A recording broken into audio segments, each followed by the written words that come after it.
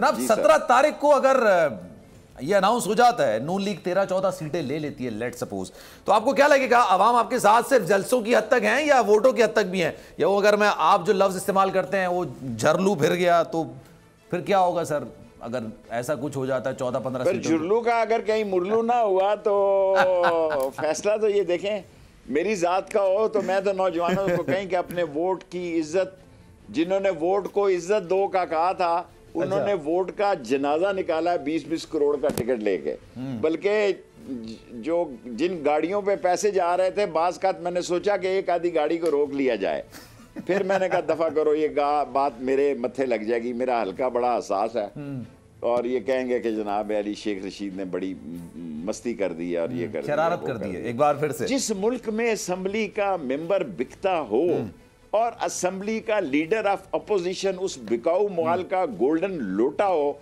ऐसी असेंबली पे लानत भेजनी चाहिए। राजा रियाज की बात कर रहे हैं, बेशक हार जाएं जी, हम क्या है इमरान खान के साथ खड़े हैं और हमने कहा और हमें किसी ने नहीं कहा कि आप क्यों खड़े हो। जी सर, फवाद चौधरी साहब तो ये कह रहे हैं कि उसी इलेक्शन उसी असेंबली में वापस चले जाएंगे साहब, उसी असेंबली में वापस चले जाएंगे वो। तो आप डिफेंड करेंगे? आप वैसे करते नहीं है डिफेंड पाकिस्तान तरीके से। मैं तो नहीं जाऊंगा जी, आप नहीं मैं तो इलेक्शन की डेट से पहले नहीं जाऊंगा। अगर पीटीआई चली गई आप नहीं जाएंगे?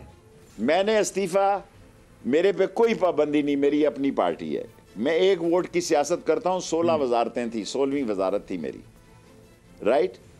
और मैं पाकिस्तान का वाहिद आदमी हूं, वर्कर समझ लें, कि जिसने बाचा खान से और बुगटी से और अब तो नाम भी भूल गए लोग, वली खान, ये अहमद कांसी जैसे चेहरे आगे जिनको जानते ही नहीं कि ये किस बला का नाम है, जिन्हें पता ही नहीं सियासत किस पेड़ का नाम है, वरासत की सियासत करने वाले।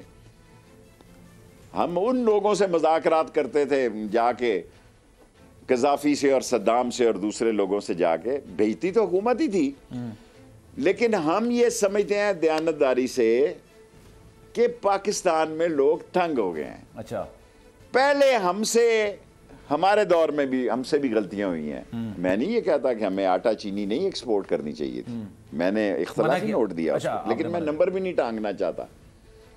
आज जितना मलबा लोगों में नफरत है, ये ना हो कि नौजवान हमारा इंतजार ना करें और खुद ही पोलिंग स्टेशनों को अपना कार्रवाई डाल दें अगर नतीजा हिफाजत सच्चाई पर मबनी ना हुआ।